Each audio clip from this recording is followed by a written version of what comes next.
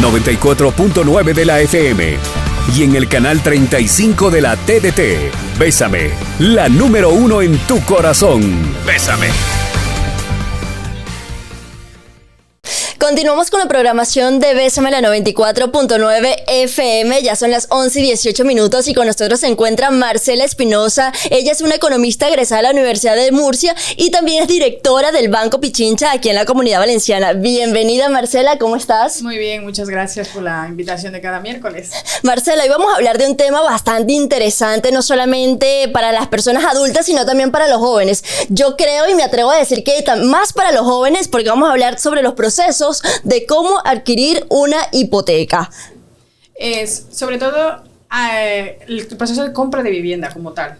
El proceso, cuando me lo he planteado, me he decidido, mira, me voy a comprar una vivienda ya porque los alquileres están subiendo una barbaridad.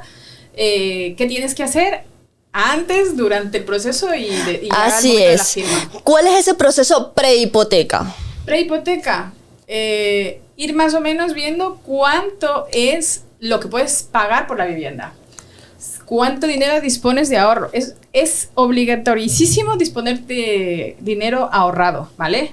En este caso, donde yo trabajo, financiamos el 100% a peruanos y colombianos con DNI, o si son dos titulares, con NIE de DNI. Y a ecuatorianos, el 100% también. Y el resto de nacionalidades o que no cumplan las condiciones, el 90%, ¿vale? O sea, acercarte a tu entidad financiera, a cualquiera, y buscar varias que te den las mejores opciones, ¿vale? Para ver a cuánto es lo que te puedes acceder de endeudamiento. Marcela, hablabas de un ahorro. Como economista, aproximadamente una cantidad que debemos tener ahorrado. Vale, si vas al 100% tienes que tener ahorrado mínimo un 10% del valor de la vivienda. Estamos hablando de 100.000 euros, unos 10.000 euros. Ok, y si es el 90% es para las otras entidades. Para las otras nacionalidades, es unos 20.000 euros. Unos 10.000 euros si hablamos de una hipoteca de 100.000. Ok, entonces el proceso pre es saber si yo cuento con esa cantidad de dinero. Creo que primero tenemos que tener esa educación de ahorro, que bueno, ya tú nos dijiste todos esos pasos de cómo aprender a ahorrar. Sí. Entonces supongamos que ya tenemos este 10% ahorrado. Luego nos dirigimos a la identidad bancaria. Para ver si puedo acceder a la vivienda que me estoy planteando o a cuál puedo acceder, ¿vale? Ok. ¿Cómo funciona eso? Y a buscar la vivienda. ¿Por qué? Porque pasa que en España pasa un proceso muy particular que es al revés que, por ejemplo, Estados Unidos. En Estados Unidos tú vas al banco y te dicen, yo te puedo financiar esto. Y con eso ya aprobado, puedes buscar la vivienda. Aquí pasa lo contrario. Van a la inmobiliaria, te gustó un piso, das arras encima, que muchas veces llevan la penalización, se llama arras penitenciarias, que lleva que si te arrepientes, tienes que dar esas arras. O si se arrepiente la otra parte, lo mismo. O sea, te quedas sin dinero, sin esos 3.000 euros, okay. O incluso a veces son 4.000 euros. Entonces, para evitar esos sustos, esas historias, es mejor planificar eso. Ok, Marcela, ahora durante el proceso de la hipoteca, ¿cuáles son esos pasos o cuáles son esos procesos? Vale, durante el proceso ya de la hipoteca, que ya tienes la vivienda, asegurarte con la inmobiliaria, o sea, que ya tienes la vivienda, tienes que asegurarte con la inmobiliaria del valor de tasación, ¿vale? Porque los bancos por ley no pueden financiar más del 80% del valor de tasación. Vamos a poner un ejemplo. Me ha gustado una vivienda de 80.000 euros, ¿vale? Y para que el banco te pueda financiar el 100%, en el caso del 100%, la tasación te tendría que salir en 100.000 euros, ¿vale? Si te sale en menos, la diferencia ya sabes que la tienes que aportar, tienes que disponer de esos ahorros, ¿vale? Entonces, si tú eres una persona que eres que no eres tan arriesgada y que no te importa gastarte unos 300, 400 euros en la tasación, lo mejor sería hacer una tasación de esa vivienda para ver que sí vas a llegar una vez ya el banco te ha dicho que sí es posible financiar. Sí, bueno, Marcela se refiere a que busquemos un tasador y que él se encargue de evaluar la vivienda que nosotros queremos adquirir, comprar. Otro de los procesos durante el proceso hipotecario es averiguar que la vivienda esté al día en sus pagos del IBI, al día en sus pagos de la comunidad de propietarios, que tenga un certificado de eficiencia energética, que no esté en un proceso de herencia, porque muchas veces nos meten caña a la oficina, que necesito urgente saber si va a estar aprobado, tralala. Le aprobamos y luego te dan la noticia de que está en proceso de herencia. Ahí en ese caso, ¿qué pasaría? ¿Qué pasaría en el proceso de herencia? Que si nos avisan con antelación, el banco con su gestoría puede tramitar la herencia, si no es muy difícil, si es una herencia normal, entiendo que hay 2 o 3 herederos, así. Pero es importante averiguarlo, ¿por qué? Porque puede haber menores de por medio, menores huérfanos o menores discapacitados, y ahí sí o sí hay que esperar un dictamen del juez que diga y apruebe que esa vivienda se venda por ese valor que están vendiendo, cuánto va a ir designado a la persona incapacitada o al menor. Entonces es un proceso complicado. Marcela, ya luego vamos a poner el ejemplo, ya tengo la vivienda, ¿vale? Ahora, ¿cuál es el proceso? Vale, tienes la vivienda, antes has ido al banco y le has dicho, eso sí, cuando vayas al banco y hagas la primera entrevista, tienes que ser muy como estar con el cura. Confesar todo. Confesar todo, porque todos nos enteramos, todos sabemos a nivel económico. ¿Por qué? Porque si resulta, ojo, cuando tú tienes hijos aquí y tienes hijos en Ecuador, en Perú, Colombia, en donde estés. Entonces, el banco entiende que tú tienes que mandarle un dinero para esa persona. Si no nos dices nada y luego lo descubrimos, penalizas al ratio que nosotros hacemos un cálculo y peligra la aprobación de la hipoteca, ¿vale? Entonces, una vez ya dicho todo, nosotros te diríamos los requisitos. Tienes que aportarnos contrato de trabajo, vida laboral, 3 últimas nóminas, movimientos de cuenta donde verifiques el ahorro que tú tienes, ¿vale? No puede venir de otra financiación porque vuelvo y repito, penaliza otra vez el ratio, ¿vale? Presentas esos documentos, presentas la reserva o las arras que hayas hecho en la inmobiliaria y procedemos nosotros a hacer el informe y lo mandamos al departamento que corresponde, que se llama riesgos. Riesgos tarda unos 5 o 6 días, ahora más el proceso que estamos de vacaciones, del periodo vacacional, y te decimos que está aprobado. Una vez aprobado, si no has hecho la tasación, que te recomiendo que la hagas, si así te curas de salud, manda el analista manda a gestoría para que valide la nota simple. Y ahí va eso de la nota simple valida que no esté en un proceso de herencia, que no haya afecciones o cargas en esa vivienda. Y ya nos da el visto bueno y nos pide la tasación. La tasación la pueden aportar de cualquier sociedad homologada, de cualquier sociedad de tasación homologada en el Banco de España. Vamos a repetir el costo, son de 400 a 700 euros. Sí, de 400 a 700 euros según, ¿vale? Porque hay chalés y según el precio se eleva más el coste de tasación. Una vez ya nos presentan la tasación, lo que hacemos es, si ha tardado mucho tiempo la tasación en aportarse, que me refiero, pues, porque puede tardar incluso hasta 3 semanas en aportarse, y hemos cambiado de mes ya, pedimos actualizar documentación. Otra vez, vida laboral, estados de cuenta y última nómina. Con eso ya se aprueba en el sistema definitivamente y pasamos al siguiente paso, que es ya preparar la fecha de firma, ¿vale? Okay. Y ahí está lo que hemos dicho, por eso he dicho desde el principio, tienes que asegurarte que la vivienda tenga todo al día, IBI, comunidad de propietarios, que no haya arras que no te has enterado, porque nosotros vamos a pedir esos certificados, ¿vale?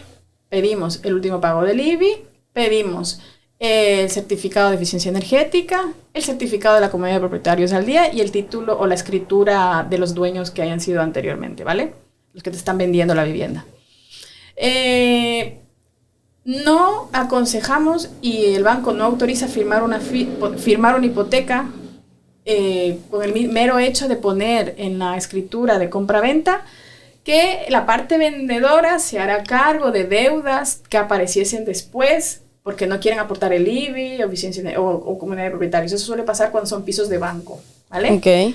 Nosotros desde el principio les decimos que eso no aceptamos, que hablen con la empresa que les está vendiendo y digan si lo van a aportar o no, y así lo hagan constar en las arras o reservas, ¿vale? Porque luego vienen los problemas. Entonces, así está seguro el cliente que su vivienda está libre de deudas, libre de cargas, y también se asegura el banco de que luego no van a venir reclamos posteriores, ¿vale? Porque ya ha pasado. Marcela, una de las preguntas que nos hacen a través del WhatsApp es la siguiente. ¿De cuánto debe ser la nómina, ¿vale? Para poder adquirir una hipoteca, y que si las nóminas se pueden unir en caso de que sea una familia, es decir, la del padre, la del hermano y la del hijo. Vale. Perdón, la del padre, la de la mamá y la del hijo. Vale, las condiciones que nosotros tenemos son contrato de trabajo mínimo 6 meses y un titular 1.000 euros de nómina y 2 titulares 1.600 de nómina, ¿vale? Ok. Entonces, con eso está respondido. Ahora, con respecto a comprar entre familias, Nosotros lo que financiamos es vivienda habitual, no financiamos inversiones, que luego voy a alquilar el piso, ni nada de eso, ¿vale? Tiene que ser su vivienda habitual. En este caso, si yo, por ejemplo, yo estoy casada y mi hija de 25 años quiere comprarse la vivienda. Mi hija es soltera, ahí sí que puedo, ¿vale? Porque mi hija se va a independizar, ¿vale? Pero si mi hija ya tiene su pareja, su novio y sus hijos y todo lo demás, no se puede. Tiene que ser con su pareja o con su marido. Así no esté casado, o sea, si es solamente porque se haya ido de casa. Si ya se ha ido, no, pero ya ha formado una unidad familiar, vale, que se en renta, que tiene hijos y todo eso, tiene que ser esa persona sola. Si fuera soltera, que está independizándose de su casa, ahí sí se acepta el aval de su padre o de su madre. Bueno, Marcela, ya para finalizar, entonces vamos a desglosar todo desde el principio. El pre, el durante y el post para adquirir la hipoteca. Vale. El pre, a ver, como dije hace unas semanas, soñar no cuesta nada, pero hay que soñar acorde a las posibilidades, hasta donde te da la manga, como suele decir mi mamá. Entonces yo puedo querer un chalet de 240.000 euros, pero no tengo el ahorro. Entonces primero me planteo, ¿tengo ese 10% que son para ese chalet unos 24.000 euros? ¿Los tengo? Pues vamos a ver si el banco con mi nómina, con la nómina de mi mujer y con las deudas que yo tenga, me va a financiar, ¿vale? Porque a lo mejor no es el momento y hay que depurar y sanear esas deudas que tengan. Eso viene en el otro programa. En otro programa, ¿vale? Entonces, primero ver eso, si es que... Y también ver, una vez me ha gustado la vivienda, si es que no tiene cargas, que tiene al día los pagos del IBI, la comunidad de propietarios, tiene su certificado de eficiencia energética. Durante el proceso, presentar todos los papeles al banco acorde a la primera entrevista, ¿vale? O sea, no deberían salir sorpresas, no deberían salir, no, es que yo tengo un hijo o dos en Ecuador. Señor, usted en Ecuador alimenta a sus hijos, les tiene que hacer un envío de dinero, tenemos que contarle como gastos, claro, porque ahí es una buena norma bancaria realizar un endeudamiento responsable, sin mentiras, sin nada, porque luego al final se va a saber, claro. El mismo perjudicado es el cliente y luego la entidad bancaria. Y más entidades como la nuestra, que aquí en España no somos tan conocidas, no tenemos esa fortaleza, nos arruina un impagado. Por ejemplo, tenemos que hacer desde el principio las cosas bien. Luego se presenta los papeles, hacemos nosotros un informe, mandamos al departamento de riesgos aprueba y ya gestoría pide la tasación. La tasación, como he dicho, tiene que ser, se financia, si vamos al 100%, no más del 80% de tasación. Solamente colombianos, ecuatorianos y peruanos. Y el resto de nacionalidades al 90%. Pero lo mismo, no se puede financiar más del 80% de tasación, ¿vale? Eso sí, cada entidad tiene su política. Pero esa ley es ley para todos, ¿vale? Lo del 80% de tasación. Se aprueba si es que ha pasado más de unos 2 semanas, 3 semanas en que la tasación nos la han aportado aquí. Tengan mentalizado que nuestra entidad sí o sí tienen que actualizar la documentación. Vida laboral, última nómina y estados de cuenta actualizados desde la última vez que lo presentamos. Para ver que no ha habido más, se han endeudado en otro lado ni nada. ¿Vale? Y luego vamos ya al proceso de formalización. Cuando ya vamos a firmar, que vamos ya nerviosos, a la hija y todo eso, ¿vale? Eso no hablamos. La nueva ley de crédito hipotecaria establece que una vez ya prevista la fecha de firma, el cliente tiene que tener 10 días de reflexión desde que el banco le ha entregado la oferta vinculante. Nos vincula a nosotros sí o sí a respetar en los términos hablados y pactados, el tipo de interés, la duración, las cuotas y todo eso, ¿vale? Tiene que el cliente tener 10 días de reflexión y sí o sí, por ley, tiene la obligación de asistir a notaría. A que el notario le lea en qué condiciones va a firmar, para que luego no diga, es que me han engañado, como ha pasado antes, ¿vale? Como en la anterior crisis que tuvimos, que fue crisis bancaria. Entonces, el cliente tiene que tener ese periodo de reflexión y apenas ahí, a partir de que ya han pasado esos 10 días, se puede firmar, ¿vale? La inmobiliaria tiene que aportarnos IBI, eficiencia energética y comunidad de propietarios. Y ahora, es la pregunta que nos ha quedado ahí, que no le hemos hablado. ¿Es conveniente tipo fijo o variable? También te digo yo, ahora mismo con la crisis que está viendo el tipo fijo se ha disparado, están en el 3%. Para bonificarte, muchas entidades están haciendo que no puedas pagar anticipadamente nada durante por lo menos 2 años. Te obligan a tener un seguro de vida, prima única a los 2 titulares. Un seguro de hogar, lo mismo. Entonces, todo lo que, por un lado, aunque si bien es cierto, sabes la cuota que vas a pagar siempre, pero te está penalizando, porque el Euribor puede subir o bajar. Como la hipoteca es a un periodo largo de 35 años, la máxima que nosotros damos, en el periodo se puede pasar muchas cosas. Entonces, por ejemplo, los que firmaron hipotecas hace 8 años, todos estos 8 años se han beneficiado de un tipo de interés de Euribor bajo, y es un ahorro que han tenido por ahí. Porque se mantiene los bajo. Intereses. Entonces, se ha hecho un estudio comparativo con varios escenarios de tipos de interés fijos y variables de los últimos años, de los últimos 15 años, y en términos económicos, el ahorro va más por el tipo variable. Ok. ¿Vale? Porque te beneficias, y más si la inflación ahora mismo está disparada al 10%, si estás con, por ejemplo, las hipotecas de ahora, las nuestras, en términos netos están pagando un 1,11. Y si pagas una hipoteca tipo fijo al 3, ya. Es un excedente que estás pagando de un 1,9. Sí. O sea, es difícil de a lo mejor contextualizar y entender, pero estás regalando esos 2%.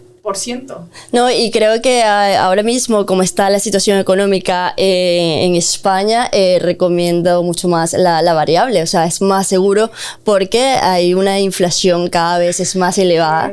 Entonces, ya para adquirir una hipoteca, creo que, como tú lo has dicho, con la variable se te queda el precio. No, con la fija se te queda el precio. Perdón, con la variable se va adaptando a eso. Sí. Entonces, en términos netos de tipos de interés, a la larga ha salido ahorrando más la persona que ha cogido tipo variable.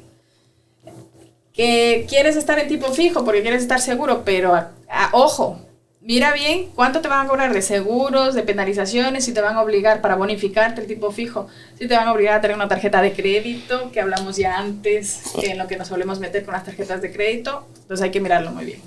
Bueno, Marcela, muchísimas gracias por venir otro miércoles más a Bésame la 94.9 y educarnos en el contexto de economía. Como tú lo has dicho, estarás el próximo miércoles. Vamos a hablar de cómo saldar esas deudas con algunos métodos que aquí la experta nos los va a desglosar.